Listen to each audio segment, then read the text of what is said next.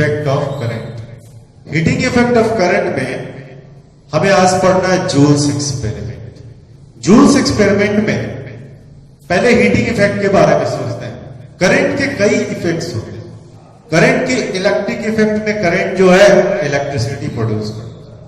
Current heating effect में जब किसी मटेरियल के अंदर में इलेक्ट्रिक करंट फ्लो कर रहा हो तो उस मटेरियल में हीट प्रोड्यूस कर देता है।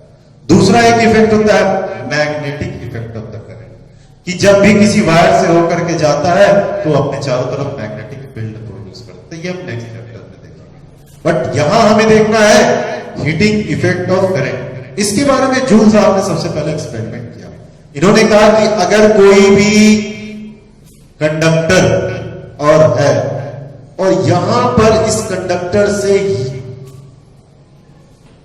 करंट प्रोड्यूस करता है, तो जब कोई करंट यहां से होकर प्रोड्यूस कर रहा है, जा रहा होता है इस जगह से, सपोज करिए इसकी कुछ रेजिस्टेंस होगी, जा रहा है, तो करंट जो हीट, तो यहां इसके चारों तरफ हीट प्रोड्यूस होने लगता है।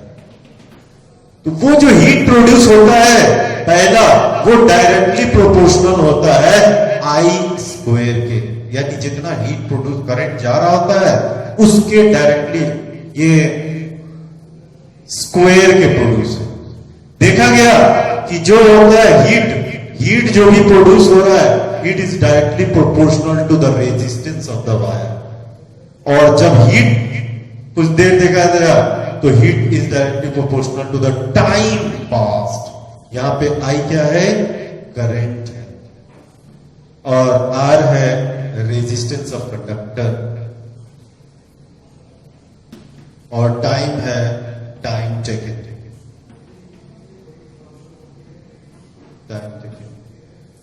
तो H is the heat produced.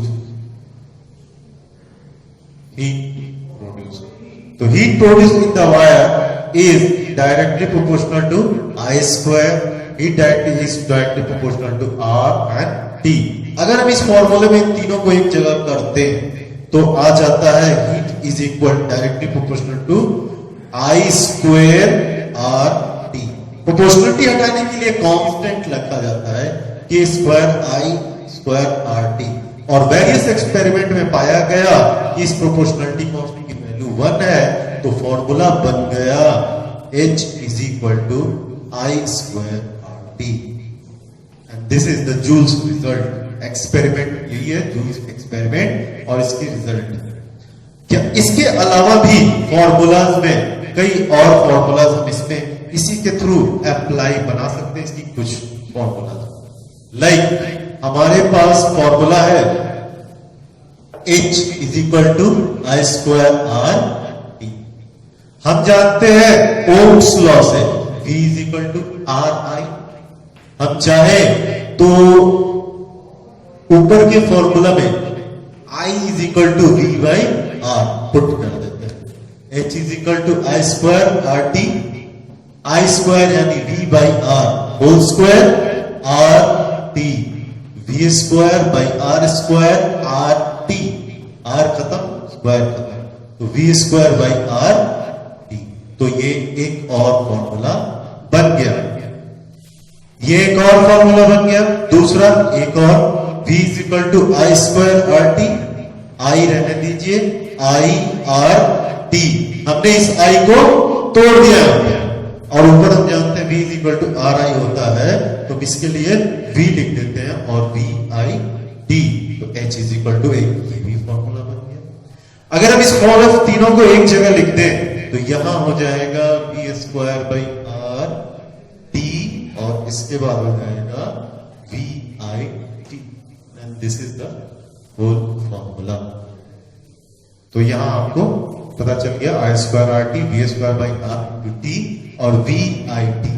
ये अप्लाइड फॉर्मूला हमें मिला। इसके द्वारा हम यूज कर सकते हैं, हेल्प कर सकते हैं और निकाल सकते हैं कि heat produce around any conductor. अब इसके बाद है इलेक्ट्रिक पावर।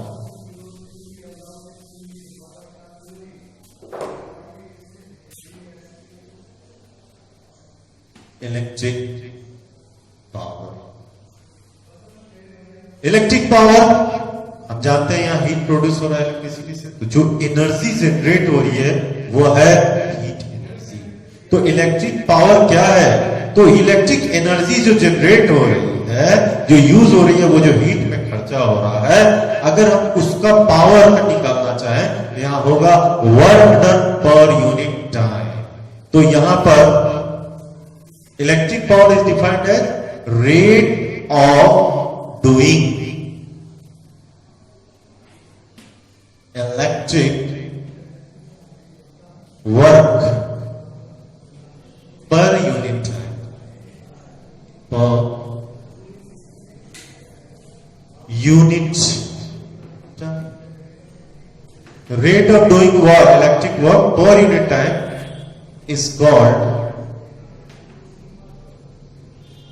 electric power. जी हाँ, तो इलेक्ट्रिक पावर यही है। अब इलेक्ट्रिक पावर अगर हम यहां देखें तो P is equal to W, जो कि इलेक्ट्रिक वर्क है, बाई टाइम। और यहां इलेक्ट्रिक वर्क, इलेक्ट्रिक एनर्जी जो हीट एनर्जी एक्चुअली में है, तो H बाई टी, यानी कि फॉर्मूला हमारे पास है I square R T by T, कट के हो गया I स्क्वायर आर। और उसके बाद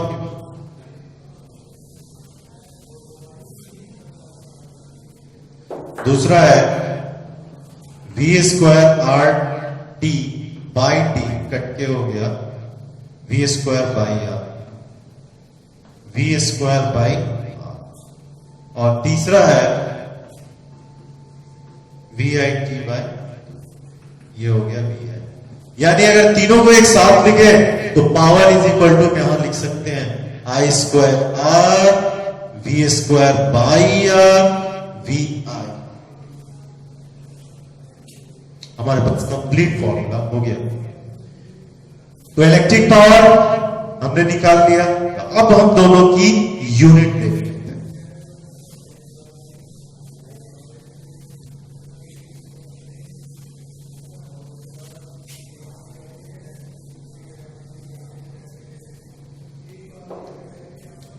तो heat H is equal to I square R by T, V square by R into T और V I T. Unit heat है तो हीट की यूनिट एसआई यूनिट है जूल, और सीजीएस यूनिट है कैलोरी। पावर हो जाएगा I square by R, I square R V square by R और वी आई। और पावर की यूनिट होती है वॉट, पावर की यूनिट होती है वॉट।